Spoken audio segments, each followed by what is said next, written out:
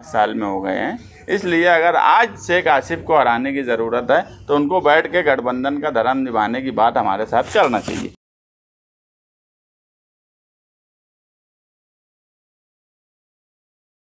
उसका पालन आपकी तरफ से नहीं हुआ तो आप क्या? महागठबंधन 2017 में बना।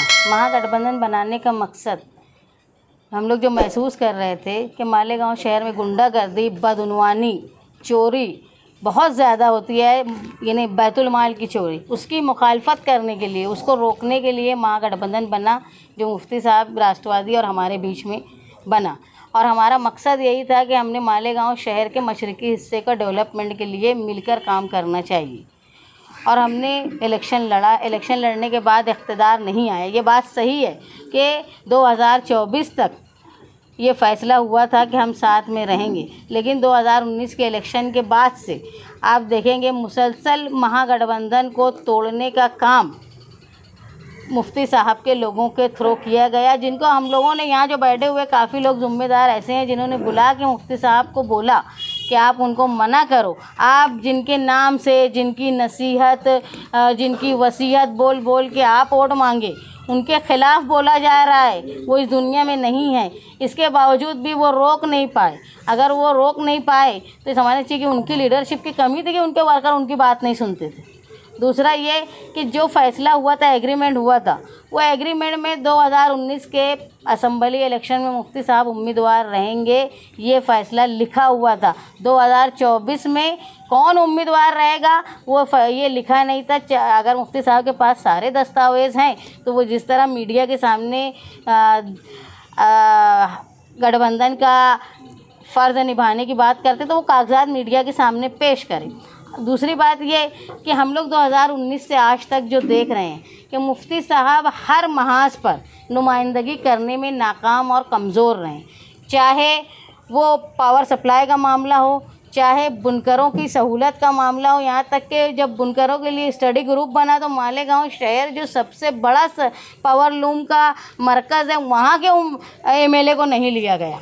यानी इनकी नुमाइंदगी इतनी कमज़ोर थी कि ज़रूरी नहीं समझा उन्होंने, जहाँ थोड़े थोड़े लूम है वहाँ के लोगों को लिया गया।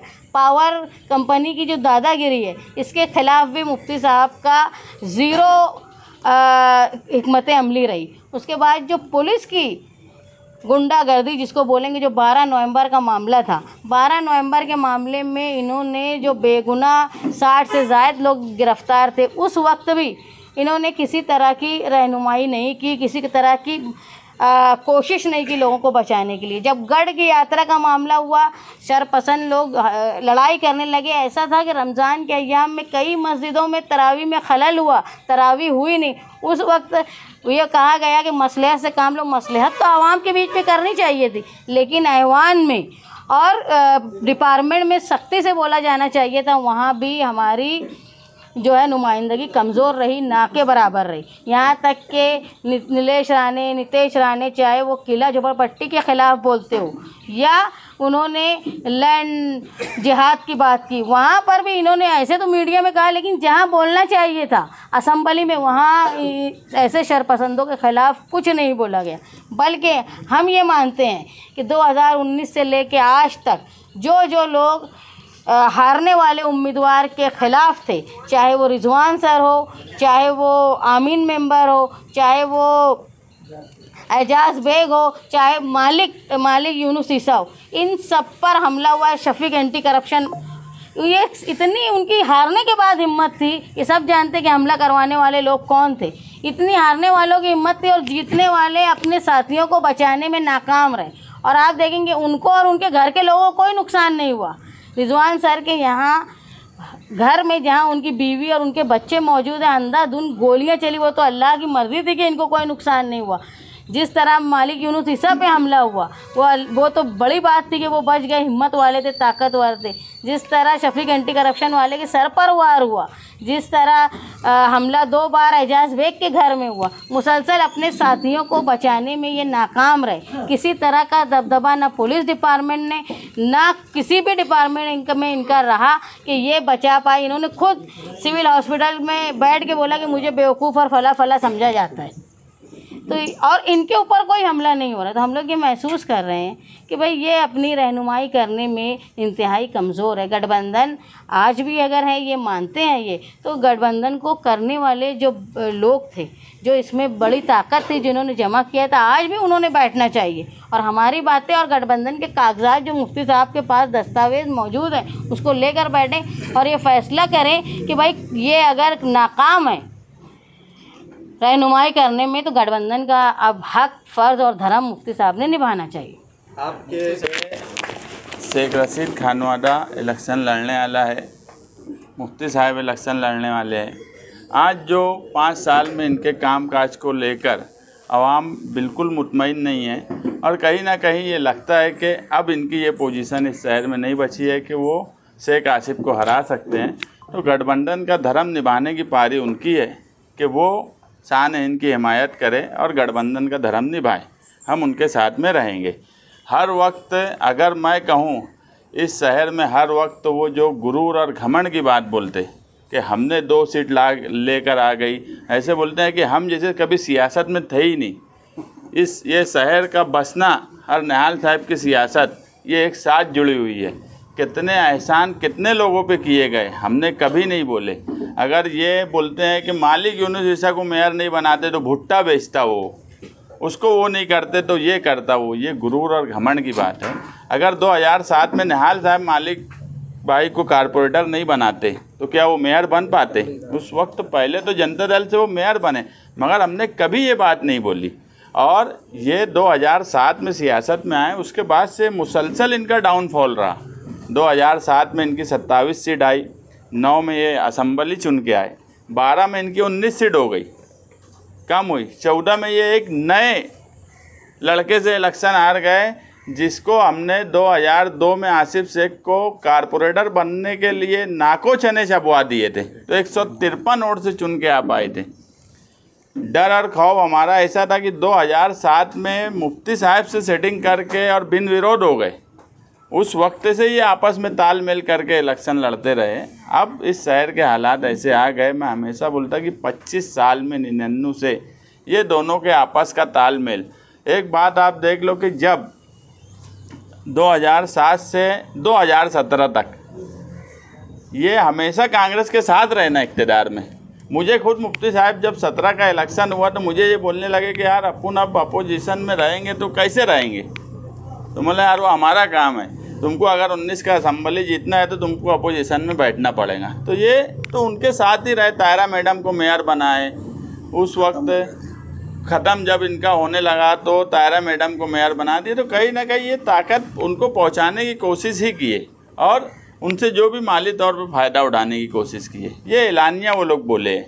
तो ये इनका तालमेल हमेशा रहा है। हम यही बात बोलेंगे कि आज शहरी सतह पे आप एक बात देख लो कि मालेगांव शहर में वाहिद समाजवादी पार्टी है जो हर जगह जिनके वर्कर और जिनके लोग आज मौजूद हैं। मालेगांव शहर में मुफ्ती साहब आगरा रोड के शुमाली हिस्से में कुछ नहीं है। कच्चे एरिया में तुम चले जाएंगे। पहले बार एमएलए बनने के बाद भी सड़क के इस पार बाद वाले कारपोरेशन में एक उनका कारपोरेटर नहीं था मुफ्ती साहब का। हम अगर ये बोलते कि हम तुम्हारे साथ में तो तुम्हारी 7 सीट इधर से चुन के नहीं आती महागठबंधन, लेकिन हम लोग कभी तकब्बुर की बात नहीं करते कि सियासत में मौके आते हैं और एक दूसरे का साथ लिया जाता है। अगर तुम्हारा साथ दिए, अगर जैसा आप बोल रहे हैं, अगर वो एग्रीमेंट सामने रख के कुछ लीडर अगर बैठे तो आप बैठना पसंद करेंगे? हाँ तो पहले दिन से बोल रहे कि बैठ के बात करें, बैठे ना, एग्रीमेंट ले। जो 5 साल की कारकर्दगी है, 5 साल में क्या क्या लोगों के साथ हुआ। मैं एक बात बोला कि यार अभी शान भी बोले कि यार सारे लोगों पर हमला हुआ, इनके ऊपर ही नहीं हुआ। मेरा मकसद ये नहीं है कि उनके ऊपर हो, नहीं, बहुत अच्छी बात है, वो सेफ़ है, उनकी फैमिली सेफ़ है, हमारी दुआ भी ये है कि वो सेफ़ रहे। मगर सारी तकलीफ़ तो जो उनके साथ इलेक्शन लड़े वो उठाए ना, वो गोली की शक्ल में हो, जेल की शक्ल में हो, मार धाड़ की शक्ल में हो, इनके किसी लोगों को कोई तकलीफ़ इनके घर पे नहीं हुई और बहुत अच्छी बात है नहीं हुई।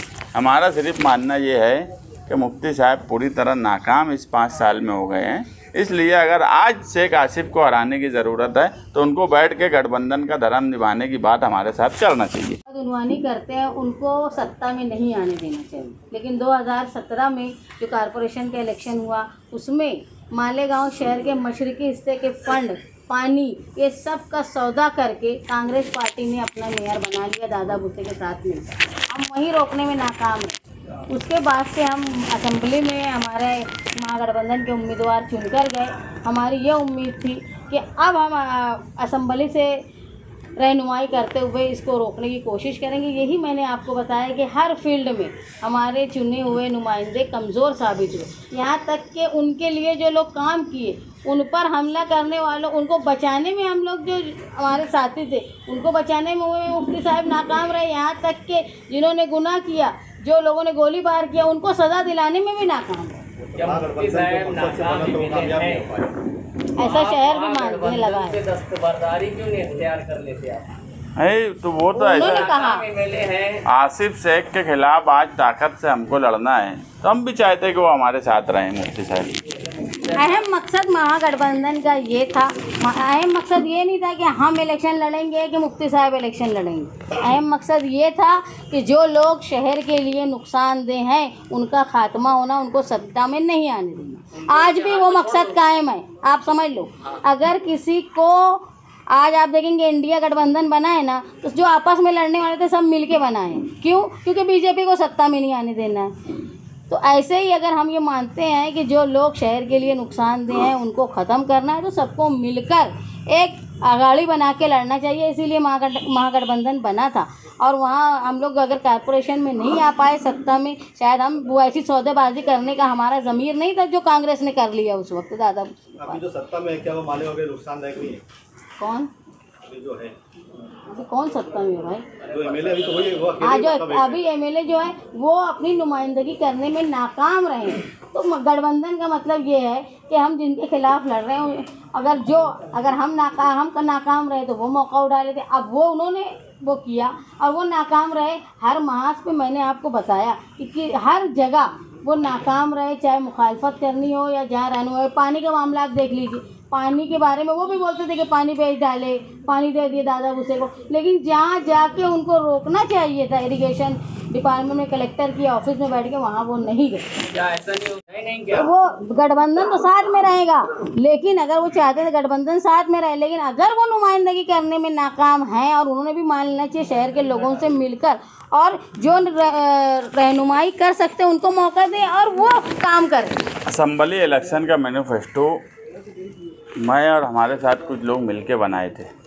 ये बात मुमकिन है कि कोई पार्टी या कोई लीडर 100% मैनिफेस्टो पे जो बात बोला है उस पर अमल नहीं हो सकती, मगर ये बात बोलना कि मैं मैनिफेस्टो मेरा कुछ काम नहीं किया, या उन्होंने ये बताना कि मैनिफेस्टो पे उन्होंने कितने % काम किया, तो कहीं ना कहीं वो खुद ही ये बात साबित अब खुद से करते हैं कि वो काम नहीं किए। मैनिफेस्टो पे काम मैं नहीं किया, वो साफ बोलना ये चाहिए था कि मैं 70% काम किया, 100 काम थे तो मैं 90 काम किया, 10 काम नहीं कर सका। वो समझ में आने वाली है, एक काम मैनिफेस्टो का नहीं कर पाए वो। मुस्तकिम भाई, वो इल्ज़ाम मौजूदा एमएलए पे आपने लगाए कि वो नाकाम काम नहीं कर पाए, बहुत सी चीज़ें आपने बताई, तो आपको ये नहीं लगता कि आप भी जिम्मेदार हैं ये सब चीज़ों में, क्योंकि आपने ही उनको जिताया है? नहीं, देखो एक बात समझ लो, तो फिर तुम बात यह है कि कोशिश आदमी करता, आवाम वोट देती, एक भरोसे पे देती।